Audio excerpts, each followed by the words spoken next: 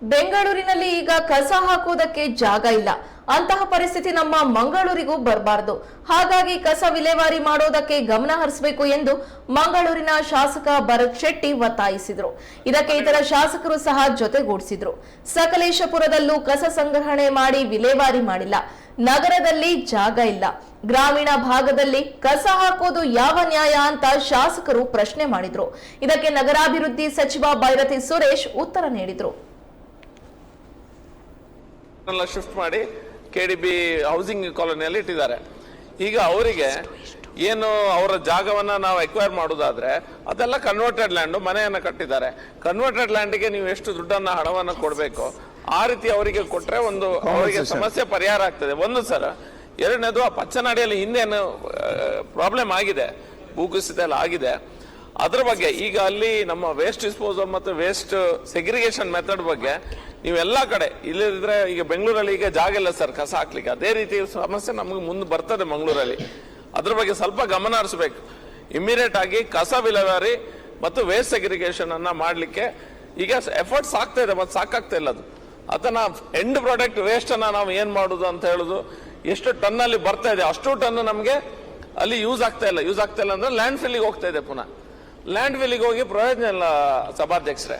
ಅದನ್ನ ನೀವು dry waste ಅನ್ನ ಬೇರೆ ಕಡೆ ತಗೊಂಡೋಗ್ಲಿಕ್ಕೆ ಮತ್ತು ವೇಸ್ಟೇಜ್ ಅನ್ನ ಕಾಂಪೋಸ್ಟ್ ಬೇರೆ ಮಾಡ್ಲಿಕ್ಕೆ ಒಂದು ವ್ಯವಸ್ಥೆ ಮಾಡಿದ್ರೆ ಮಾತ್ರ ಅಲ್ಲಿ ರಿಲೀಫ್ ಸಿಗ್ತದೆ. ಅಷ್ಟೊಂದು ಗಮನ ಹರಿಸಬೇಕು. ಸುರೇಶ್ ಒಂದೇ ನಿಮಿಷ ಒಂದು ಇಂಪಾರ್ಟೆಂಟ್. ಸುರೇಶ್ ಆಕ್ಚುಲಿ ಈ ಸಕಲೇಶ್ಪುರದಲ್ಲಿ ಏನಾಗಿದೆ, ಕಸನ ಒಂದು ಕ್ರೀಡಾಂಗಣ ಇದೆ, ಸಕಲೇಶ್ಪುರ ಸುಭಾಷ್ ಮೈದಾನ ಅಂತಕ್ಕಂಥ ಒಂದು ಕ್ರೀಡಾಂಗಣ. ಆ ಕ್ರೀಡಾಂಗಣದ ಮಧ್ಯದಲ್ಲಿ 8-10 ವರ್ಷಗಳಿಂದ ಕಸನ ಸ್ಟಾಕ್ ಮಾಡಿ ಆ ಇಡೀ ಮಳೆಯಲ್ಲಿ ನೆಂದು ಅಕ್ಕಪಕ್ಕದ ಇರ್ತಕ್ಕಂಥ ಅಂಗಡಿಗಳು ಬರ್ತಕ್ಕಂಥ ಮಕ್ಕಳಿಗೆಲ್ಲ ಕಾಯಿಲೆ ಬರ್ತಕ್ಕಂಥ ವ್ಯವಸ್ಥೆ ಆಗಿದೆ. ನಾವು ಹಲವಾರು ವರ್ಷಗಳಿಂದ ಅದನ್ನ ಟೆಂಡರ್ ಆಗುತ್ತೆ ಅಂತ ಹೇಳ್ತಾರೆ, ಮತ್ತೆ ಟೆಂಡರ್ ಆಗಲ್ಲ. ಅದೇನೋ ಕಸನ ವಿಲೇವಾರಿ ಮಾಡ್ಲಿಕ್ಕೆ ಈ ನಿಟ್ಟಿನಲ್ಲಿ ದಯವಿಟ್ಟು ಅದನ್ನ ಕಸನ ಅಲ್ಲಿಂದ ಶಿಫ್ಟ್ ಮಾಡಿ ಅದನ್ನ ಆದಷ್ಟು ಬೇಗ ವಿಲೇವಾರಿ ಮಾಡ್ಕೊಡ್ಬೇಕು.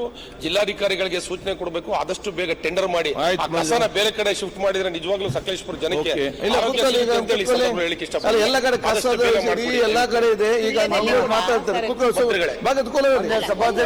ಅಲ್ಲಿ ನಗರದ ಕಸವನ್ನು ಗ್ರಾಮೀಣ ಪ್ರದೇಶದಲ್ಲಿ ಆಗ್ತಿದ್ದಾರೆ. ನಮ್ಮಲ್ಲಿ ಸುಳ್ಯದಲ್ಲಿ ಅಲ್ಲಿಯ ಕೂಡ ಈಗ ಡಂಪ್ ಮಾಡಿ ವೇಸ್ಟ್ ಆಗಿ ನೀರು ಹರಿದು ಬಂದು ಆ ನೀರೆಲ್ಲ ಮಳೆಗಾಲದಲ್ಲಿ ಪರಿಸರಕ್ಕೆ ಬಂದು ಹಾಳಾಗ್ತಿದೆ, ರೋಗ ಬರ್ತದೆ. ಅದಕ್ಕೋಸ್ಕರ ಆ ಕಸವನ್ನು ನಮ್ಮ ಸುಳ್ಯದ ಕಸವನ್ನು ಕೂಡ ಡಂಪ್ ಮಾಡಬೇಕು. ಮತ್ತೊಂದು ವಿಷಯ, ಅಲ್ಲಿ ನಮ್ಮ ಈಗ ಮೊದಲು ನಮ್ಮ ಕೋಟ ಶ್ರೀನಿವಾಸ ಪೂಜಾರಿ ಇರುವಾಗ ಗ್ರಾಮ ಪಂಚಾಯತ್ ಸದಸ್ಯರ ಗೌರವಧನವನ್ನು ಜಾಸ್ತಿ ಮಾಡಿಸಿದ್ದಾರೆ. ನಗರ ಮತ್ತು ಪಟ್ಟಣ ಪಂಚಾಯತ್ನ ಎಲ್ಲ ಸದಸ್ಯರ ಗೌರವಧನವನ್ನು ಜಾಸ್ತಿ ಮಾಡಬೇಕಂತ ವಿನಂತಿ ಮಾಡಿಕೊಳ್ತೀವಿ.